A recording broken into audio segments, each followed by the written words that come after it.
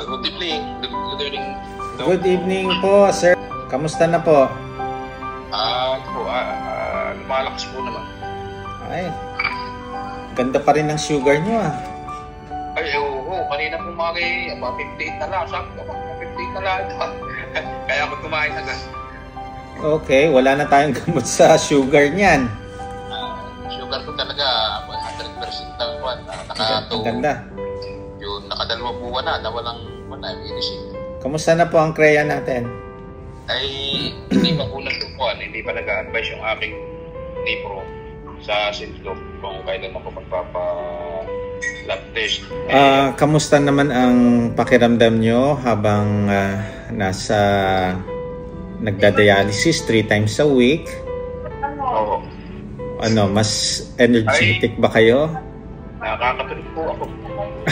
Sabi sa akin, may tinutulungan mo lang 4 na oras. Ay sabi ko, tapos na pagka.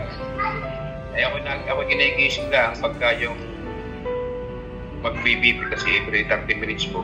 Nag-BBP sila po. Okay, so continue lang tayo sa lifestyle natin, sa low carb. And ang goal natin is mabawasan ang frequency. So hopefully, pagka-repeat ng creatinine, mas mababa. Sana. Yun nga po ang inaasahan namin ni Mrs. Nasa pag-aalaga nga rin naman. Pagka magaling mag-alaga, mas nakakampante, mas walang stress. Mukhang naglo-low carb na rin si mother ah. Ayaw, natulad na sa pumayat na. Kalahati. Sabi nga po ng mga iba pa. Sabi ko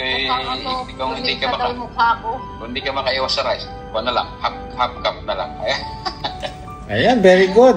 At pagka nagawa niyo rin yan, mas magaan ng pakiramdam niyo, ma-serve niyo si Sir Ariel ng walang bigat-bigat ng katawan. Ang ganda ng itsura niyo ha, yung aura niyo ngayon, maaliwalas. Niya po. Konti na lang. Oo, hindi na siya yung dati no na laki ngayon, ang ganda na. Tapos hindi halatang na nagda-dialysis.